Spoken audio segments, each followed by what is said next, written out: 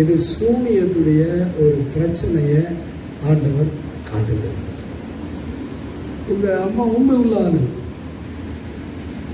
ஆனால் ஒன்றே வந்து ஒரு சூனியத்துடைய பாதிப்பினால படுத்த படுக்கையாய் மாறுபடியாய் பிசாசு கட்டி வைத்திருக்கிறான்.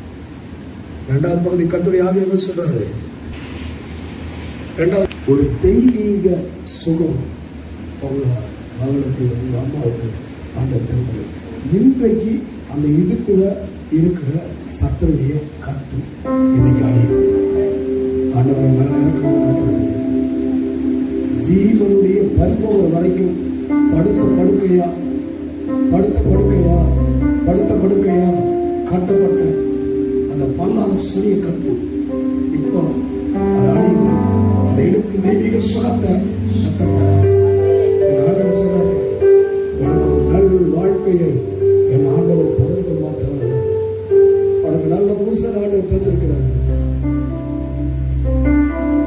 இன்னைக்கு சொல்றாரு, உன்னை கற்பத்திலேயே கனி வளர முடியாதபடிக்கு நலனடைய முடியாதபடிக்கு தாயை மாத்திரம் உண்மையும் தாக்குற அந்த பொல்லாத வல்லமை இன்னைக்கு ஆண்டவர் சொல்றாரு, அவைகளில் இருந்து என் ஆண்டவர் உன்னை நான் விடுவிக்கிறேன் என்று ஆண்டவர் சொன்னாரு. அவர் நேசிக்கிறவர் சொல்றாரு, உன் மேல இருக்கிற விஷம்போடு இருக்கிற சத்துருவின் மூலம் ஒரு விஷம் முடிகிற தன்மை போல சத்துரு உன் மேல ஏவுதல் மூலமா பிராணிகளை வைத்து பாதிப்பு ஏற்படுத்தினார்.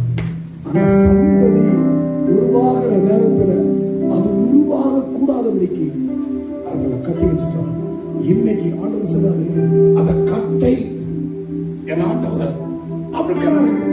ஓ அந்த பிசாசு வல்லமாய் உடவிட்டு நீங்குது.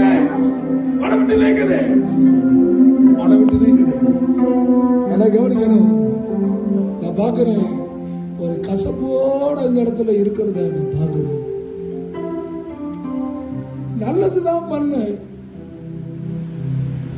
நான் நல்லதுதான் பாஸ்டர் பண்ணேன், எனக்கு தேடி வந்ததுல தீமை வந்துருச்சு, எனக்கு தேடி வந்ததுல தீமை வந்துருச்சு அப்படின்னு சொல்ல, இன்றைக்கு ஆண்டவர் அந்த போராட்டத்திலிருந்து உன்னை அவர் விடுவித்து சுகமாக்குவார். கண்ணீரை நான் கண்டேன்,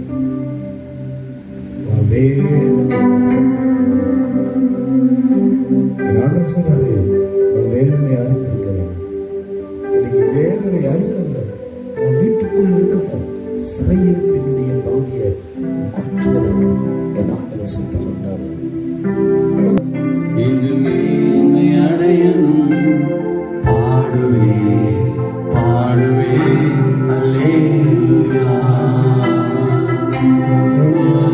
நாமம் உயரணும், இன்று மேன்மை அடையணும், பாடுவே பாடுவே அல்லேலூயா.